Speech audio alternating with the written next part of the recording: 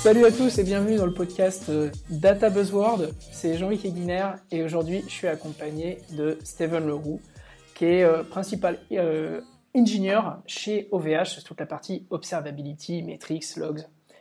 Alors aujourd'hui on va parler d'un petit sujet d'actualité. On s'est senti obligé de réagir avec Steven sur l'annonce de la merge de Cloudera et Hortonworks.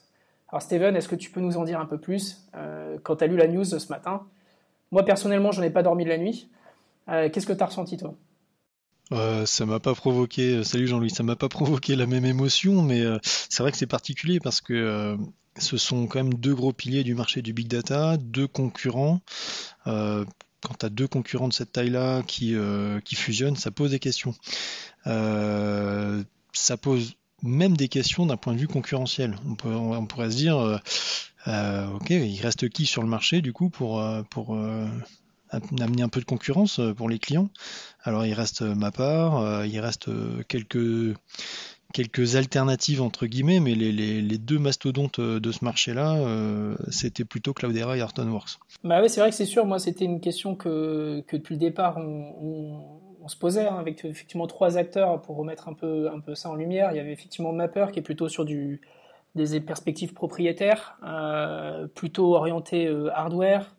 Assez peu d'open source dans les solutions. Il y avait Cloudera qui était un petit peu hybride avec certes de l'open source, des beaux projets open source quand même, mais des parties qui étaient sous licence. Et puis Hortonworks qui eux étaient full open source. Ce qu'on se rend compte dans la prise de part lors de la merge, donc en gros les deux sociétés ont fusionné leurs capitaux. Il y a 60% des capitaux qui ont été pris par Cloudera et 40% par Hortonworks. Ça pose effectivement une question sur la pérennité des modèles open source sur des grosses couches de software, de solutions software. Et puis on se pose effectivement la question si Cloudera est majoritaire et avait plutôt un modèle qui était orienté autour du licensing, qu'est-ce qui va rester dans l'open source? Mapper étant fermé, Cloudera étant hybride à l'origine, est-ce qu'ils vont choisir de garder la tech ouverte ou plutôt d'aller vers du licensing? Alors il y a plusieurs choses derrière tout ça. Il y a la répartition des parts. Pour moi, en fait, le 60-40, si tu regardes bien les valorisations des boîtes et leur capitalisation, je pense que ça traduit aussi une chose, c'est que Hortonworks avait quand même une très bonne dynamique qui se retrouve dans les 40% du total. La valorisation, il me semble que Hortonworks avait levé à peu près 260 millions, un truc comme ça, à sa création. Et là où Intel avait injecté plus de 700 millions et était en gros financé à hauteur d'1 milliard côté Cloudera. Je suis pas sûr que au niveau capitalisation on soit sur un pied d'égalité. Par contre, au niveau marché, Cloudera avait un petit peu d'avance. Globalement, ils étaient à un peu plus de 400 millions de CA, de revenus, là où Horton était au-dessus de 310 à peu près. Donc, il y a une petite différence, mais je pense que Horton avait quand même une assez bonne dynamique, peut-être liée aussi à sa politique open source, comme tu l'as dit. La différence, effectivement, c'est que Cloudera a un core open source et en fait a l'outillage propriétaire autour, le management de la plateforme est propriétaire. Ça crée une différence d'approche. Les clients de Cloudera aussi, au final, sont très différents des clients Horton. Les clients qui achètent du Horton sont plutôt bottom-up, c'est-à-dire plutôt des gens qui comprennent la tech et qui ont une approche ingénieure, une approche solution pour résoudre des problèmes. Là où les clients de Cloudera sont plus sur une approche business, ce sont plus des business managers qui achètent les solutions Cloudera. Les analystes tendent à voir ce parallèle-là en fait entre Cloudera et Hortonworks en se disant que quelque part ils sont sur deux marchés un petit peu différents, donc ils n'étaient pas réellement compétiteurs vis-à-vis de leurs clients respectifs. Et en fusionnant, mais en fait ça leur permet de faire un cœur commun et d'adresser d'une part avec ce cœur commun-là, donc le cœur commun qui est la stack open source, d'adresser aussi bien les data engineers d'un côté que les solutions business de l'autre. Alors est-ce que demain, on n'a pas la réponse aujourd'hui, mais est-ce que ça veut dire qu'il y aura une distribution plutôt business, une distribution plutôt tech? l'avenir parlera. Mais la question qui restera, c'est plutôt technique, c'est au niveau des produits qui étaient concurrents. En fait, tu as Impala, Kudu d'un côté, Ouais. tu Tu penses as Hive de Impala, l'autre. Hive, Ouais, Tez, exactement, Yarn? exactement. En fait, comment ça va se goupiller? Je pense qu'il y a forcément des projets qui vont être laissés de côté. Ça aura un impact technique. Par contre, ce qui sera plus intéressant pour le marché, c'est que tu te rends compte qu'aujourd'hui, quand tu faisais le choix d'une plateforme Big Data, tu faisais aussi le choix des outils qui étaient dedans. C'était relativement difficile de se dire je pars sur du Hortonworks et puis demain je dois ajouter du Impala dedans ou des choses comme ça. Là, il y avait un gros travail à faire, ce qui perdait un peu l'avantage d'être sur une distribution. Euh, Ça veut dire que potentiellement demain, cette stack-là devient très générique et on va retrouver potentiellement Hive, potentiellement Impala, Kudu, HBase, etc., etc. Donc de ce point de vue-là, d'un point de vue intégration en tout cas, pour les entreprises, c'est plutôt une très bonne nouvelle parce que ça leur apporte beaucoup plus de souplesse. Et peut-être aussi, il y avait, on se rendait compte qu'il y avait une approche business qui était hyper intéressante au niveau de l'accompagnement de la part de Cloudera, avec du professional services qui était très orienté décideur, on va dire comme ça. Et puis des très gros committeurs, hein, je pense à des committeurs Edgebase, des Jean-Marc Spaggiari ou des gens comme ça qui sont des très très gros committeurs Edgebase, qui viennent du monde de Cloudera et qui pourraient également redonner beaucoup de dynamique à l'intégration avec du Hortonworks. Peut-être il y a des petites faiblesses aussi du côté de Hortonworks sur les aspects management. Je pense à Ambari ou des choses comme ça. Où, là où Cloudera, on a des très très beaux outils de management de plateforme. Euh, les deux, ils ont leur positif et leur négatif. Thèse, c'est une super belle chose côté Hortonworks, vraiment magnifique. Est-ce qu'on n'aurait pas le meilleur des deux mondes qui va arriver? Enfin, en tout cas, c'est ce qu'on souhaite. La question, ça sera aussi pour les décideurs, est-ce que on s'enferme dans du vendor locking? Faut espérer qu'on garde un petit peu cette philosophie open source quand même à terme. Moi, je vois pas de privatisation des softs entre guillemets. On n'est pas sur une approche Mapar où là, clairement, c'est du Mapar by Mapar, for Mapar customer. Ce qui peut avoir du sens encore une fois, mais que ce soit Kudu, Impala ou autre, les softs, même côté Cloudera, ont une tendance à être open source. Alors, avec quelques pincettes, hein, parce que bon, euh, Ouais, tout ce qui était Cloudera Navigator, etc., qui était pour le linéage, je ne l'étais pas, mais est-ce que peut-être ça peut être peut-être un monde qui se split en deux avec du mapper qui va vers de l'entreprise et du fermé et le monde de l'open source un peu à la Red Hat où on s'oriente vers de la très très grosse distrib haute performance avec beaucoup de conseils autour et full open source ça peut être aussi ça et de se dire plutôt que de se tirer dans les pattes un mapper est bien installé faisons une alliance et allons vers l'open source, ça peut être ça aussi. bah, Hein. très clairement, là, c'est un peu le Red Hat du Big Data hein, qui est en train de se créer. Euh, je pense qu'il y a aussi une autre tendance, mais je sais pas ce que tu en penses, mais de plus en plus de boîtes sont en train d'aller vers du cloud. Certaines qui ont besoin de solutions d'intégration Hadoop bootent leur cluster sur le cloud directement. Ce qui veut dire aussi pour Cloudera comme pour Horton que si aujourd'hui les boîtes qui n'ont pas encore opéré leur transformation vers le cloud, ce sont des clients potentiels, demain je pense que ce marché-là s'effrite un petit peu et qu'aujourd'hui ils vont avoir besoin d'avoir une autre stratégie pour accompagner cette transformation-là. Soit faire du big data dans le cloud, soit faire des deals avec les cloud providers pour justement opérer des services cloud. Euh, Là-dessus, il y a vraiment un sujet, d'autant que certains cloud providers seraient de très bons partenaires pour eux. Euh, les très gros cloud providers, genre Google, Alibaba, ce sont des boîtes qui ont rencontré des problématiques de big data il y a déjà 10-15 ans et qui ont déjà des solutions qui sont plus avancées que ce qui se fait en open source. Et du coup, en fait, elles ont tendance à exposer une partie de leur service pour leurs utilisateurs. Ça a un bon côté et un mauvais côté. Le bon côté, c'est qu'il y a une certaine avance, il y a une certaine capacité à adresser des problèmes. Le mauvais côté, c'est que potentiellement, ces solutions-là sont plus adapté à leur métier ou leur problématique à eux qu'à celle de leurs clients.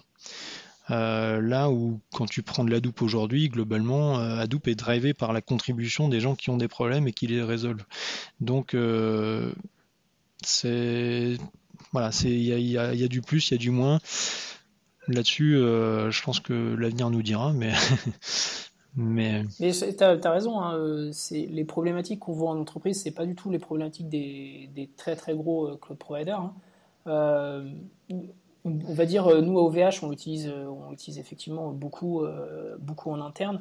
Les use cases clients sont, on voit que deux use cases, hein, déjà en interne, les use cases qui sont typiquement de la métrique et des choses comme ça, avec de très grosses volumétries, et que nos clients n'ont pas toujours. Et par contre, on voit beaucoup, beaucoup chez nos clients des use cases business, avec de la réconciliation de plusieurs systèmes de données qui viennent de plusieurs univers pour faire du multicanal, du digital avec du physique, faire de la transformation d'un achat digital en physique, des choses comme ça. Et finalement, ces use cases-là, est-ce que c'est du big data par la volumétrie ou est-ce que c'est du big data par rapport à plutôt la variété de types de données qu'on peut avoir, combiné du MySQL 4 avec du 8 et du PG et du Mongo et compagnie.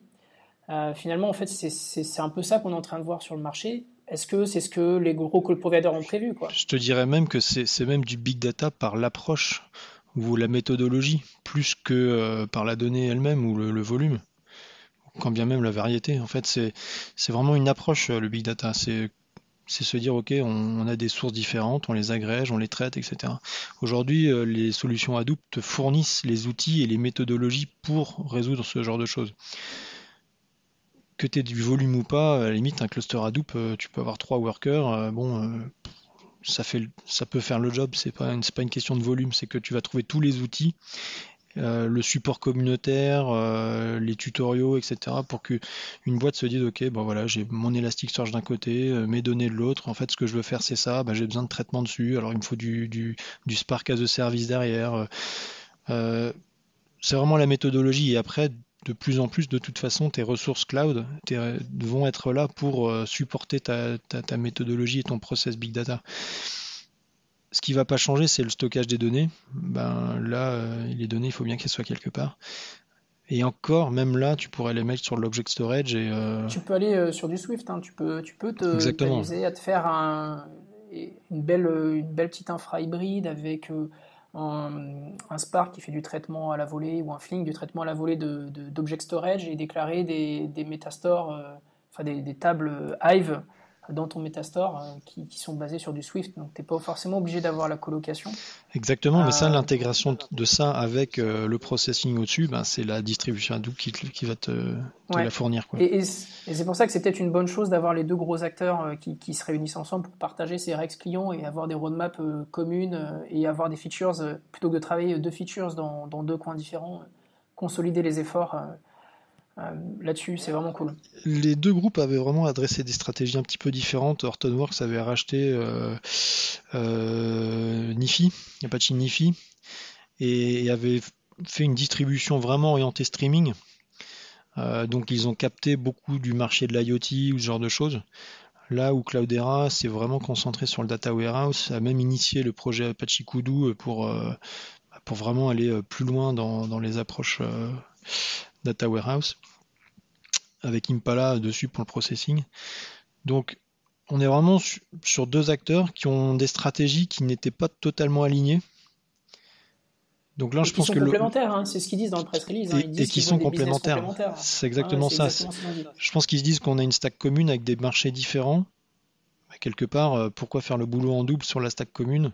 Faisons-le en simple. Mais ça veut dire qu'à mon avis, il y aura soit deux produits différents à terme pour les différents segments de marché, soit pourquoi pas même deux marques. Enfin, c'est pas parce que les boîtes fusionnent qu'il peut pas y avoir deux stratégies commerciales totalement opposées, avec toujours un Horton, toujours un Cloudera. Mais on le sentait déjà, hein, tu sais, il y avait HDP, donc Hortonworks Data Platform, qui était plutôt une version orientée data warehouse, comme tu le dis, un peu à la Cloudera. Et il y avait l'autre qui sont en train de pousser, mais comme des fous, c'est HDF et Dataflow, donc qui est vraiment basé sur du Nifi avec du stream processing, etc. Et en fait, c'est pas bête hein, du tout ce que tu dis, ça se trouve. Ça se trouve, en effet, on est complètement dans un truc où peut-être Hortonworks va aussi plutôt s'orienter vers le streaming et Impala plutôt sur la partie data warehouse avec du Kudu et du Impala et compagnie. Hein. C'est vraiment pas con comme analyse. Non, moi, l'intérêt que j'y vois après pour les entreprises, c'est que de toute façon, généralement, ton use case, ça peut être aussi un mix de tout. Tu peux très bien avoir du data en mouvement, in motion, en streaming, mais à la fin, il faut le stocker. Tu as un data warehouse, donc en fait, tu as besoin d'un peu le meilleur des deux. Ben, en fait, là, l'intérêt, c'est que tu auras les outils qui seront intégrés dans la même stack. Kudu, Impala, Thèse, n'importe quoi. Et en fait, ce sont les verticaux métiers après qui vont décider des outils qu'ils vont utiliser pour leur use case. Et au moins, dans ta stack, tu as l'intégration de tous ces outils-là. Là où, comme j'ai dit tout à l'heure, c'est que si tu es sur une stack Horton, intégrer les outils Cloudera, globalement, autant partir de rien. Et l'inverse est le même, quoi. Si tu pars d'un Cloudera, si tu veux intégrer Thèse dessus, c'est pas forcément trivial. Non, c'est pas trivial. Après, il faut pas se leurrer, je pense qu'ils vont avoir un gros travail, même pour la stack commune, ils vont avoir un gros travail d'intégration à faire. Je sais que les produits Cloudera marchaient bien dans Cloudera, mais des fois, c'était... il y avait quelques ports, quelques API qui respectaient pas forcément les standards. Genre l'API HBase 1.0.0 par exemple, c'était pas la même que la version Apache HBase, donc... Après, c'est peut-être profiter de Hadoop 3 et de tout remettre à plat. Il y a de ça, mais il y a aussi la culture de l'entreprise. En fait, Hortonworks c'est vraiment purement basé sur de l'open source, donc ils avaient un management de l'open source qui est différent de l'approche Cloudera, qui était plutôt de l'intégration d'un open core avec des outils pro et un drive plutôt business. Donc cette approche-là va être très différente et même pour le cœur de la solution. Je pense que ça va peut-être être plus Horton qui va apporter son expertise sur cette partie-là que Cloudera qui va être plutôt sur un marché business au-dessus. Bon, en tout cas, c'était une belle annonce. Je te remercie Steven de l'avoir commenté. Je pense qu'on refera des podcasts. On attend vos feedbacks là-dessus, mais on aimerait bien continuer à partager notre passion, Steven et moi, puis inviter les auditeurs, inviter plein d'experts pour continuer à discuter de ce genre de sujet avec vous. Voilà, on vous remercie et puis excellente journée. Salut Stéphane. À bientôt. Salut. Ciao.